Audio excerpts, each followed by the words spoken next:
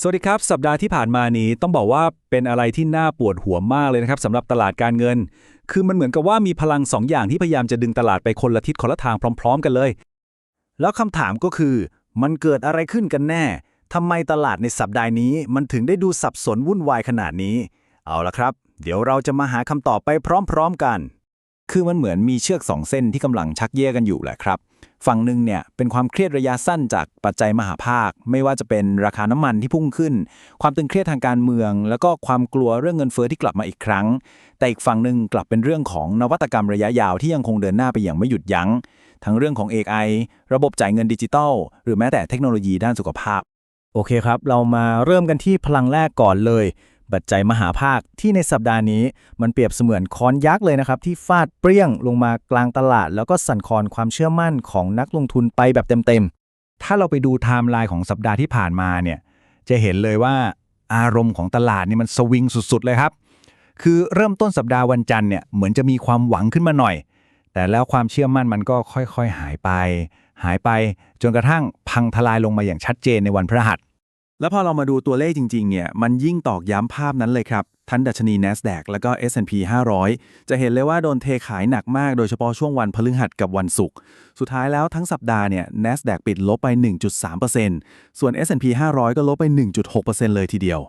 คือต้องบอกแบบนี้ครับว่าตัวแปรที่คุมเกมในสัปดาห์นี้ทั้งหมดเนี่ยมันไม่ใช่เรื่องผลประกอบการบริษัทเลยนะครับแต่เป็นเรื่องของน้ำมันล้วนๆเลยครับที่เข้ามาเป็นตัวจุดชนวนความกลัวจนบดบังปัจจัยบวกอื่นๆไปซะหมดใช่แล้วครับราคาน้ำมันดิบเบรนท์พุ่งทะลุ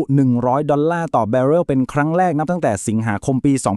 2022ตัวเลขนี้แหละครับที่เป็นเหมือนการจุดระเบิดความกังวลไปทั่วทั้งตลาดเลยเพราะว่าพอน้ำมันแพงมันก็แปลว่าเงินเฟ้อสูงขึ้นพอเงินเฟ้อสูงขึ้นมันก็ไปกดดันมูลค่าหุ้นโดยตรงเลยครับ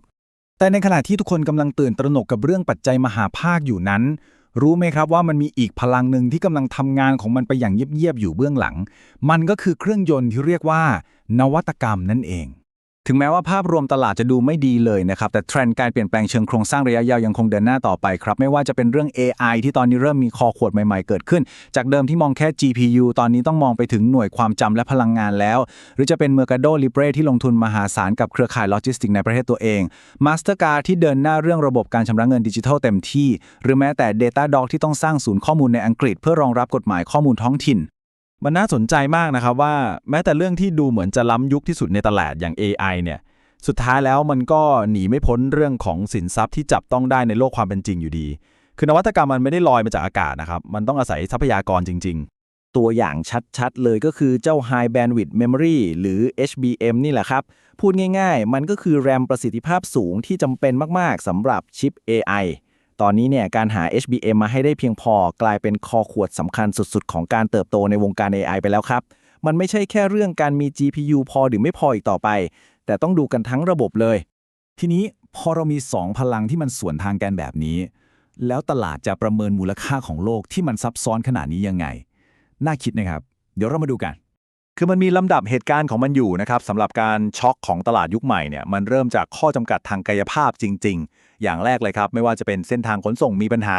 หรือของขาดตลาดอย่างหน่วยความจำพอเกิดเรื่องแบบนี้ขึ้นมันก็จะไปสร้างความกดดันทางเศรษฐกิจต่อทำให้ราคาพลังงานพุ่งหรือทำให้การพัฒนา AI ช้าลงแล้วสุดท้ายมันก็จะมาจบที่ตลาดการเงินครับที่นักลงทุนต้องปรับลดการประเมินมูลค่าลงเพื่อชดเชยกับความเสี่ยงและเงินเฟ้อที่สูงขึ้นนั่นเอง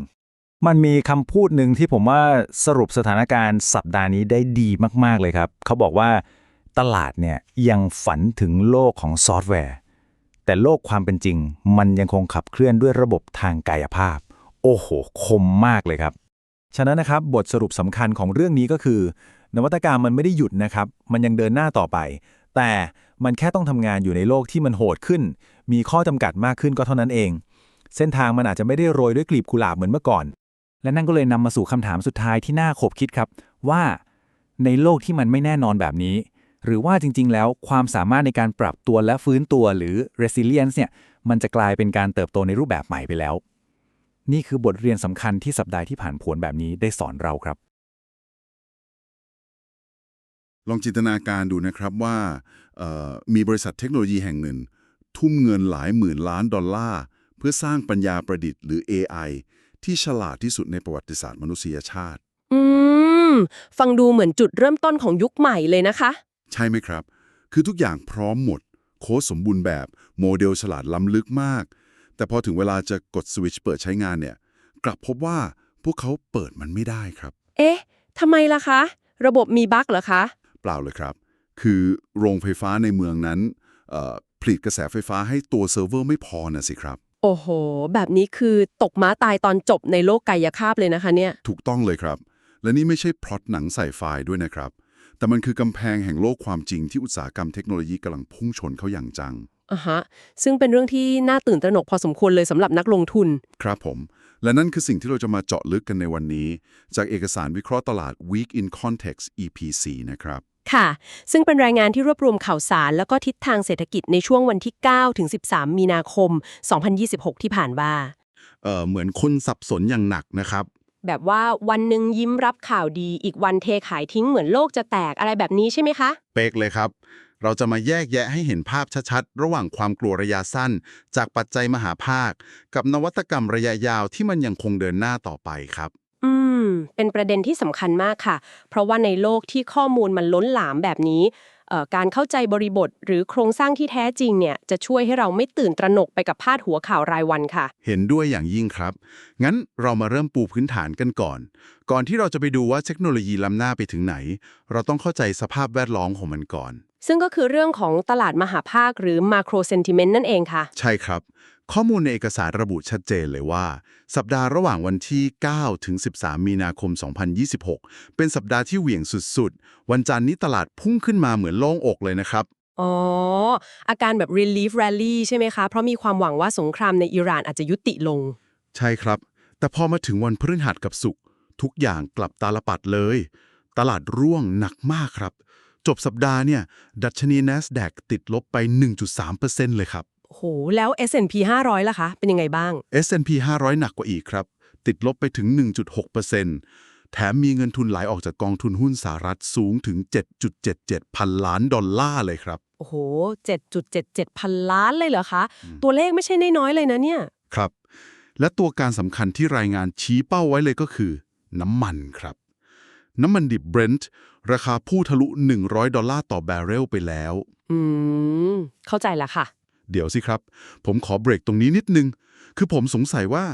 ทำไมพอน้ำมันแพง หุ้นซอฟต์แวร์หรือเทคโนโลยีที่ไม่ได้ใช้น้ำมันเป็นวัตถุดิบเนี่ย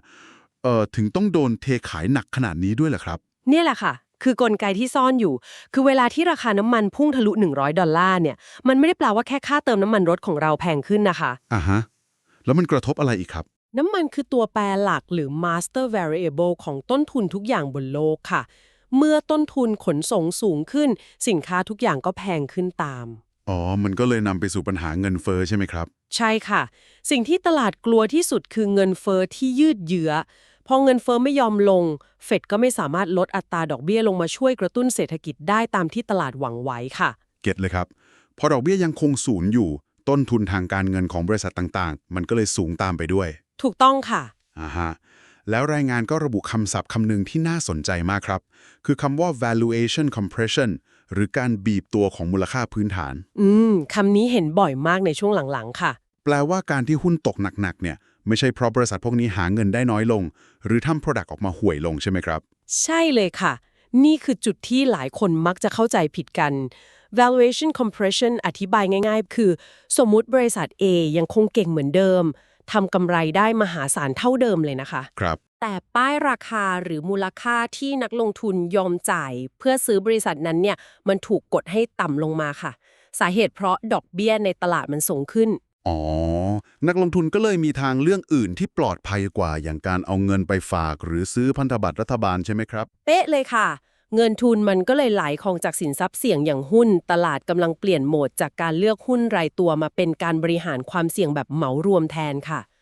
ถ้าให้ผมเปรียบเทียบนะ มันเหมือนกับว่าเรากำลังขับรถสปอร์ตเทคโนโลยีสูงปรี๊ดเลย ซึ่งก็คือผู้หุ้นเติบโตเนี่ยแหละ วิ่งฉิวเลยนะครับ เห็นภาพค่ะ แต่จู่ๆถนนก็กลายเป็นหลุมเป็นบ่อเต็มไปหมด ซึ่งไอ้หลุมพวกนั้นก็คือน้ำมันกับเงินเฟ้อนั่นแหละ คือรถเราไม่ได้พังนะ เครื่องยังแรงอยู่ แต่คนขับก็ต้องเหยียบเบรกหัวทิ่มเลย เป็นการเปรียบเทียบที่เห็นภาพชัดเจนมากค่ะ รถไม่พังแต่สภาพแวดล้อมไม่อำนวยให้วิ่งเร็วๆแล้ว ใช่ครับ แล้วนี่อธิบายได้ไหมครับว่าทำไมดัชนี S&P 500 ถึงร่วงลงมาหนักกว่า NASDAQ ในสัปดาห์นั้น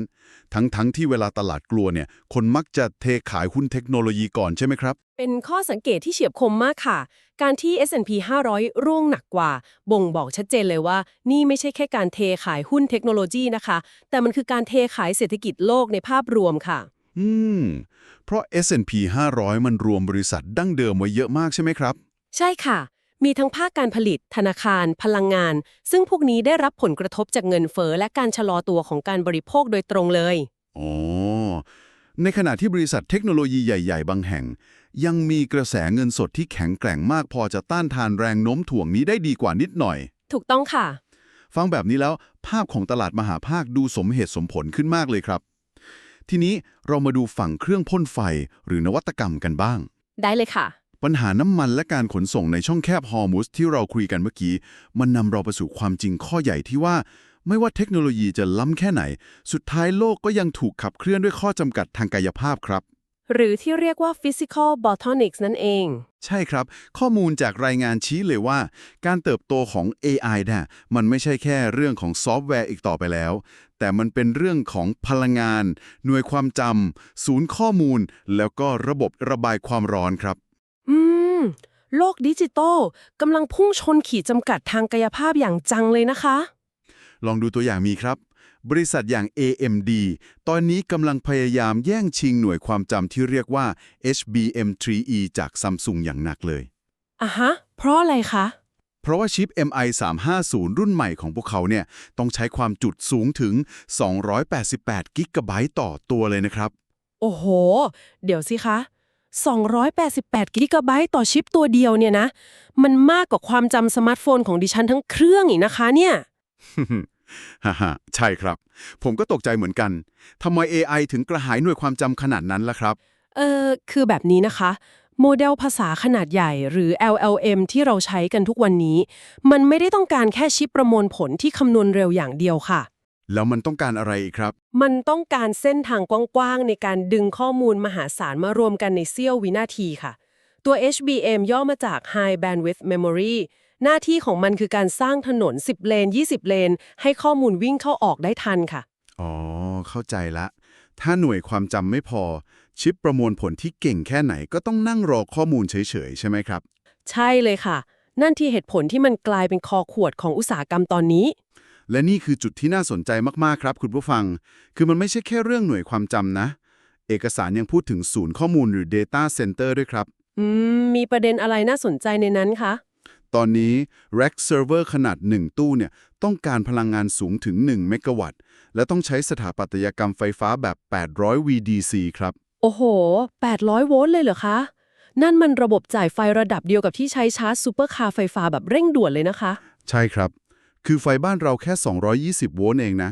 ทำไมเซิร์ฟเวอร์ถึงต้องการสถาปัตยกรรมไฟฟ้าระดับนั้นล่ะครับ เพราะว่าชิป AI รุ่นใหม่ๆ มันกินไฟดุเดือดมากค่ะ แล้วพอมันทำงานพร้อมกันเป็นหมื่นๆตัว มันสร้างความร้อนมหาศาลด้วย แล้วระบบดีสิตมันช่วยยังไงครับ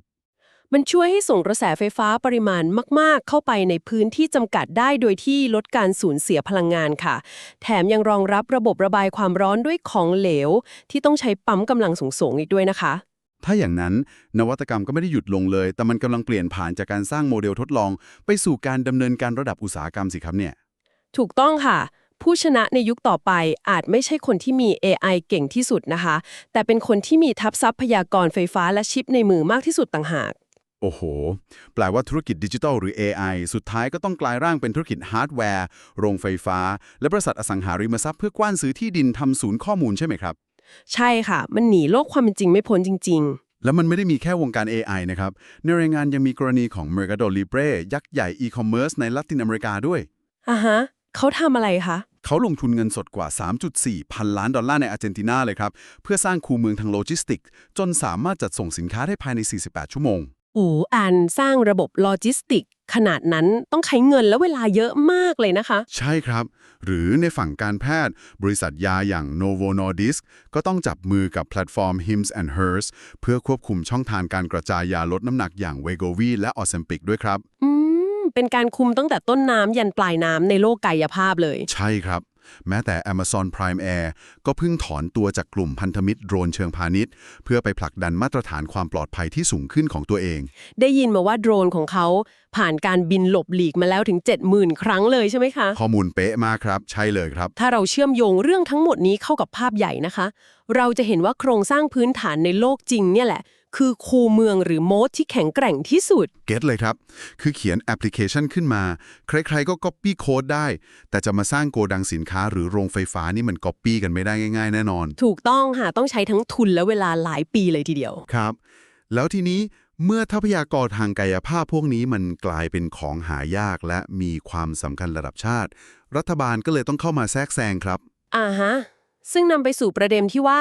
กฎระเบียบกำลังกลายเป็นส่วนหนึ่งของมูลค่าบริษัทใช่ไหมคะ ใช่เลยครับ เรากำลังเข้าสู่เซกชันของภูมิรัฐศาสตร์ ข้อมูลระบุถึงกรณีของบริษัท Anthropic กับกระทรวงกลาโหมสหรัฐหรือเพนทากอนครับ เกิดอะไรขึ้นคะ ระหว่างสองเจ้านี้ คือ Anthropic ถูกขึ้นบัญชีดำว่าเสี่ยงต่อ supply chain เพียงเพราะพวกเขาปฏิเสธที่จะถอดระบบป้องกันหรือ guardrails ของ AI ออกครับ การ์ดเรลส์ที่ว่านี่เกี่ยวกับการป้องกัน AI ไม่ให้ไปยุ่งเรื่องการใช้อาวุธอัตโนมัติ และการสอดแนมใช่ไหมคะ เป๊ะเลยครับ ซึ่งการยึดมั่นในจุดยืนนี้เนี่ยอาจจะทำให้ Anthropic สูญเสียรายได้ในอนาคตหลายพันล้านดอลลาร์เลยนะครับ โอ้โห มูลค่ามหาศาลมากเลยนะคะ เดี๋ยวสิครับ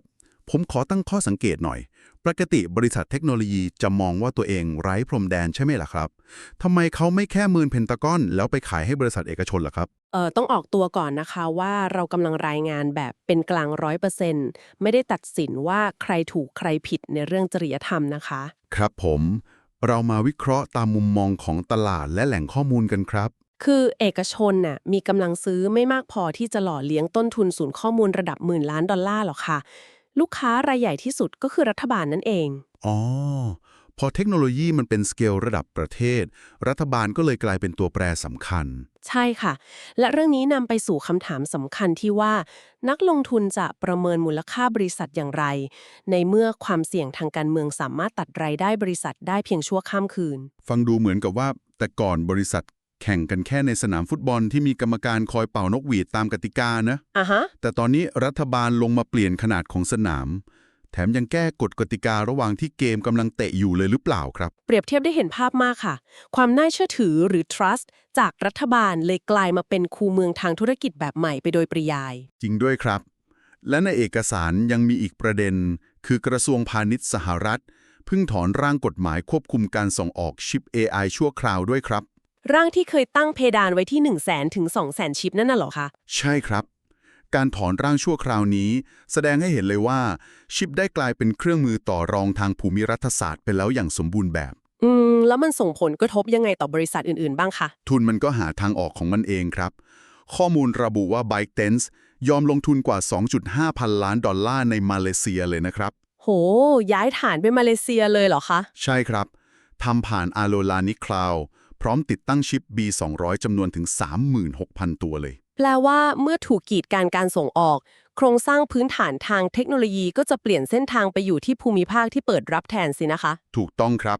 และการเจรจาการค้าสหรัฐจีนที่กรุงปารีสก็ยังคงเป็นร่มเงาใหญ่ที่ครอบงำเศรษฐกิจมหาภาคอยู่ตลอดเวลาด้วยครับ เป็นปัจจัยที่นักลงทุนต้องจับตาดูแบบห้ามกระพริบตาเลยค่ะ ครับ แล้วทั้งหมดนี้มันนำเรามาสู่ประเด็นสุดท้ายครับ เพราะสภาพแวดล้อมที่ผันผวน ทั้งเศรษฐกิจและกฎระเบียบ ตลาดก็เลยหมดความอดทนกับเรื่องราวขายฝันแล้วครับ หมดยุคโชว์เดโมล้ำๆบนเวทีแล้วใช่ไหมคะ